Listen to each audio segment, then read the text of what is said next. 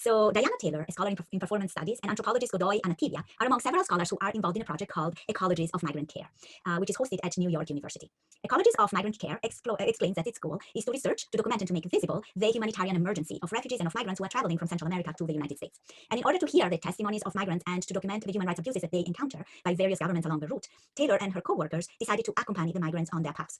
So they traveled and walked through Central America, Mexico, and the Mexico-US border regions, working with migrants and interviewing migrants, as well as working with advocates and organizations who are already involved in supporting them. And this is how they described their journey. They say, we moved through Honduras, El Salvador, Guatemala, crossed the border river between Mexico and Guatemala, followed the migrant trails on and off, back and forth for months that became years. We spoke with migrants and their defenders in shelters, with the volunteers who provided care for amputees who had lost limbs on the train called La Bestia, sought the unmarked graves of those who died on the way, and met with the families of those who disappeared. This practice of accompaniment, as Taylor calls it, was then combined with the People's Tribunal in court case that was held in the US, in which a people's jury heard the migrant stories and condemned the politics of criminalization, deportation, and marginalization of migrants happening across the continent. Of course, this did not have the legal weight as a regular court would have. However, this was a part of advocating for migrants' rights, and it was especially important at the time of the Trump administration that was separating families at the border.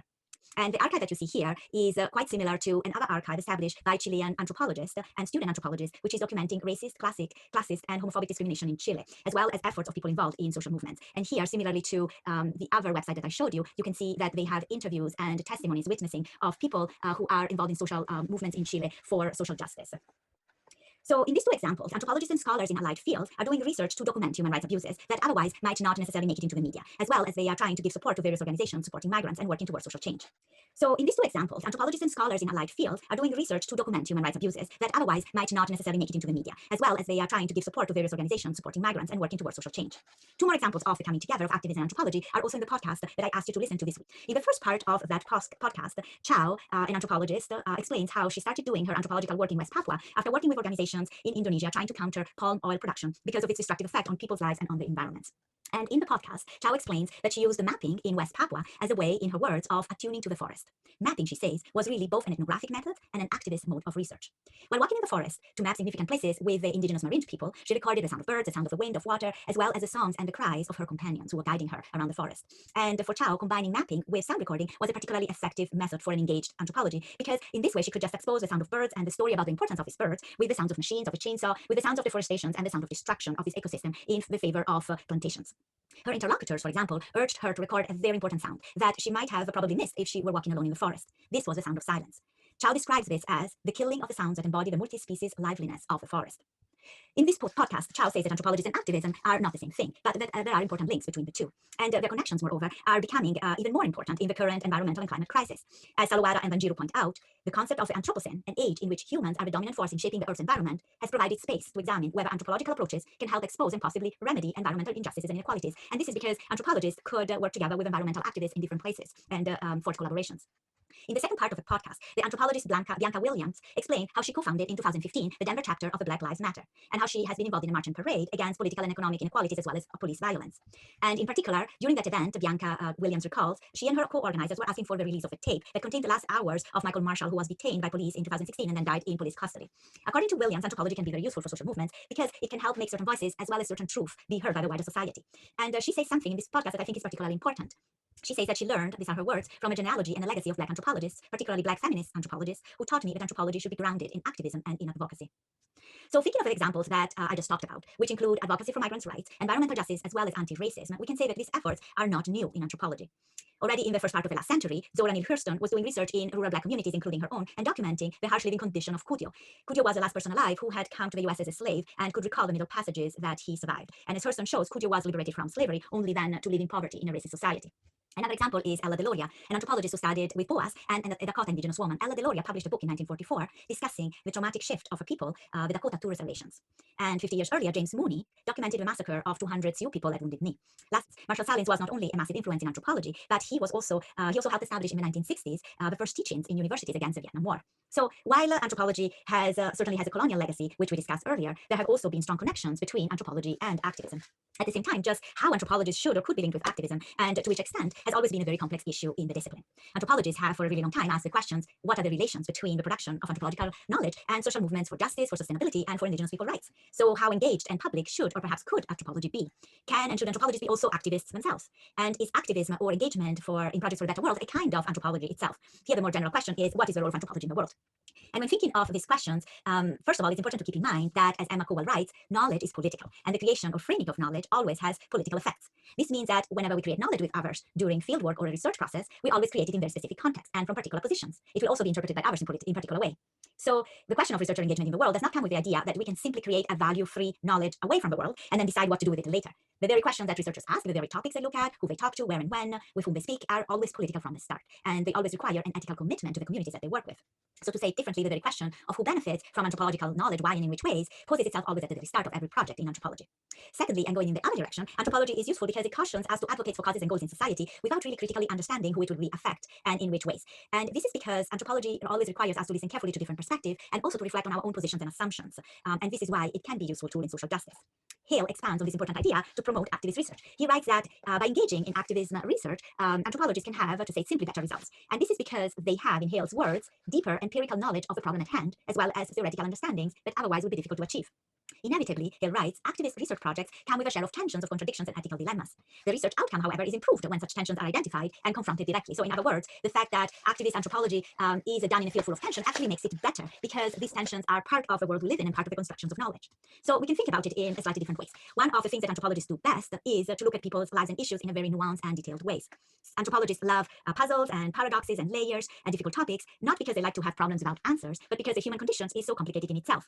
It is only by oversimplifying people's concerns and hopes, by ignoring inequality and power differentials, or by ignoring people's agency that we find simple situations. So anthropology's work is full of questions because they point out the benefits and the disadvantages and contradictions of situations such as immigrations or mining sapphires or working in a park.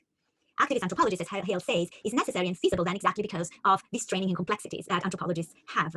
They would be able to listen to the particular positions of people who are affected and always be able to reflect on their own positions as activists and the way they could work with others. As William says in the podcast that I assigned for you for today, asking the best questions is one of the gifts that we get from our training. And she says, I learned in my activism that anthropologists can be very good at asking good questions. In my chapter of Black Lives Matters, I was kind of someone who was responsible for always trying to get us to ask the best questions that would offer us the best lenses to understand what was happening, what it meant, how power was operating, and what could be done about it. At other times, it can also happen that activists become later anthropologists. And an example that I want to make here is Amparo Alves, who wrote a book very recently called The Anti-Black City. The anti-Black city he refers to is São Paulo in Brazil. And he carried out fieldwork because he wanted to investigate violence against Black youth in the poor neighborhoods and favelas. And what he was particularly interested in were forms of racism and violence that were directly produced or directly linked to the state. In his fieldwork, he encounters numerous cases where death squads that are linked to police forces round up Black youth in their neighborhoods and kidnap them and often even murder them. And he describes the situations with these really sad words. He say, in the Fundão da Zona Sul, a conglomerate of predominantly Black marginalized communities in the south edges of São Paulo, Dona Cecilia tries to come to terms with the disappearance and later discovery of the body of her child, who was found wrapped in newspapers in a clandestine cemetery. Meanwhile, Dona Maria is engaged in an arduous effort to gain custody of the body of Betinho, her 22-year-old son who was killed by police-linked death squads. On the other side of the city, Dona Cidinha is still mourning the killing of a 28-year-old son, Alexandre, who was choked by 4 policemen in front of her house as he begged for his life and screamed for his release. And unfortunately, these are just 3 of the many examples that Alves encounters while doing his fieldwork. And even doing his fieldwork. And to understand why these terrible things are occurring, these terrible deaths, Alves researches the history of economic marginalization and the residential segregation of Black communities in Brazil. And he then argues in his book that anti-Black racism is what produces, what maintains the city as it is. It is through the marginalization, the criminalization, the incarceration, and the death of Black poor residents of São Paulo that the city continues to be a space of white privilege. He writes, police terror is a project of state control. And one of the things that I found particularly striking in Alves' research is that he could have easily been one of those youth who died. He could have easily been one of the people buried in this cemetery that you see in this slide. Alves writes that he grew up in a favela similar to the one that he writes about in his book. Moreover, as a Black teenager growing up in precarious conditions, he experienced firsthand how hard it is to live in the outskirts of São Paulo and how terrifying the police presence can be. And he recounts a specific incident that involved he and his family as they were trying to build a simple home in the favela. He writes, I will never forget the day when the police came to the hillside and dismantled the newly built shacks in the shantytown where I lived with my family. Not long before, we had joined with other families and occupied the hills one night. The next morning, the city authorities sent the civil defense force and the military police to remove the shacks under the excuse that this was an environmentally protected area. This was my first explicit encounter with the armed branch of the state. As helicopters flew overhead, some local residents hid in the bushes, others tried to save a few items of furniture, while still others tried to resist eviction and were beaten by the police. For several months, we lived suspended in a constant state of anxiety and uncertainty as we insisted on going back to the hillside during the night to rebuild what was left. Later, Alves found work in white neighborhoods, but found that these jobs were even marginalizing him further, and they were humiliating and very lowly paid. So all of these experiences growing up then motivated him to go into anthropology and to do his research on racism and violence in Sao Paulo. So these experiences shaped not just his topic and the questions, but also the way he did fieldwork, the way he talked to others, and also how he continued to be involved in activism during his research. In fact, he says that many of the stories that discussed in his book were shared with him while he was an activist and participant of Educafro and UNESCO Brazil, two Black social movements in Sao Paulo. Alves worked as an educator for this organization who are trying to bring educational opportunities to Black poor youth in the favelas. And Alves says that during his research, he spent most of the time teaching classes for these organizations, as well as organizing rallies against police violence and incarceration. At other time, he writes, I was traveling by bus across the city going to court with the parents of young Black men who had been murdered by the police or visiting individuals in prison. As I crossed paths with Black individuals trying to live their lives, I was led into prisons, emergency rooms, favelas, police stations, and cemeteries. And as I followed the mosaic of his encounters with state violence, riding buses back and forth across the city, I was forced to consider the multiple sites and practices through which racial domination finds its inscriptions in the city's geography. So from this description, you can tell that his activism shaped his research methods and also the way he understood racism and the role of the state in the city. And in fact, he explained that it was exactly by being involved in activism directly and by accompanying the people who were victims of police violence that he was able to see this repressive and violent side of the police. And this was particularly important because the police in Sao Paulo often advertises its friendly, benevolent, pacifying side. And for this reason, he argues that activist anthropologist gives researcher particular insights that otherwise you wouldn't get. He writes, my engagement with the Black movement, for instance, afforded me the opportunity to identify urgent matters that would not have been visible to me had I followed a more traditional path. So it is, according to him, what is so important is that he's situated in experiences of growing, of being Black and growing up in the favelas, his political alignments with particular organization, his ongoing commitment to them who created the insights that he could share with other people in his book. So he finds that being an activist anthropologist provides, in his words, special insights, insider knowledge, and experience-based understanding hard to find in traditional research settings. Another interesting thing that Alves explains is that in relation to the people he was working with, being an activist anthropologist had both advantages as well as limitations. Limitations because at times he could not participate as fully as he wanted in the action or demonstrations, or perhaps he was seen a bit suspiciously by groups and individuals. He recounts experiences and instances where the parents of people who have been disappeared or murdered got angry with him and questioned him, what side are you on? Why are you also meeting with government officials? On the other side, he says that being an anthropologist allowed him some extra protection when dealing with police and allowed him to have meetings with government officials. It was also what made possible for him to help parents of the victims attend public hearings and work with organizations active for prisoners' rights. And lastly, being in this difficult position in which you have both clear advantages and disadvantages and limitations also allowed him to see these conflicts as part of creating knowledge. So going back with this idea that anthropology and activism are linked together by difficult questions of who do we produce knowledge for, in which context, and in which ways.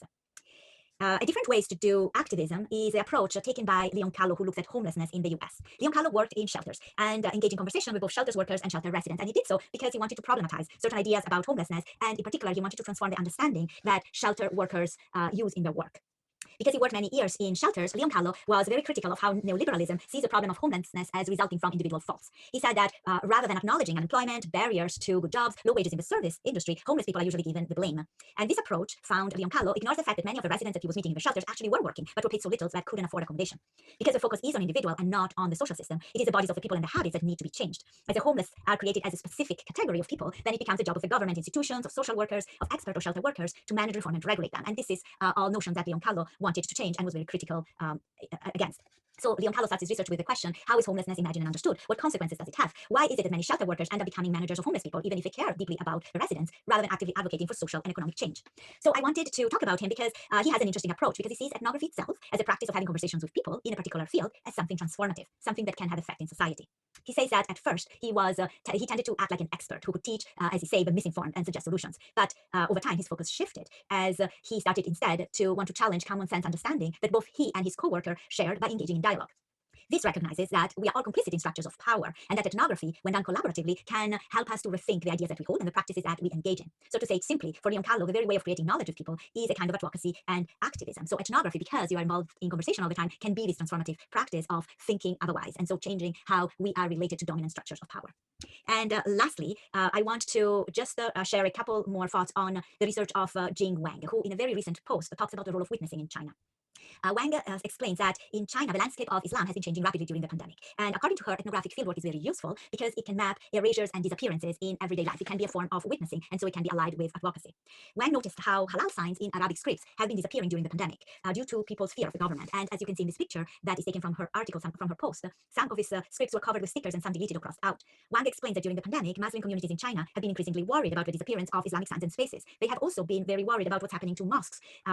she writes that mosques, domes, and minarets are disappearing. And what happens is that very often it happens under the guise of renovation. So mosques are covered in scaffold and are renovated, so to speak. But what really happens is that minarets and domes are simply being removed to make them look less like mosques. And one writes that in this context, ethnographic fieldwork can work as a method of witnessing. Anthropology, she writes, provides an opportunity to record and document erasures. This is also a form of advocacy, as she has been traveling to China several times during the pandemic to respond to her interlocutors asking her and urging her to document these disappearances. So I want to stop here, that the examples I talked about today are very different from each other, but altogether they address some of the questions of the role that anthropologists can have in the world. And I think they also show that each situation and each issue necessitates different approaches and different methods for both research and advocacy. And that is an interesting place for us to start to think about these linkages.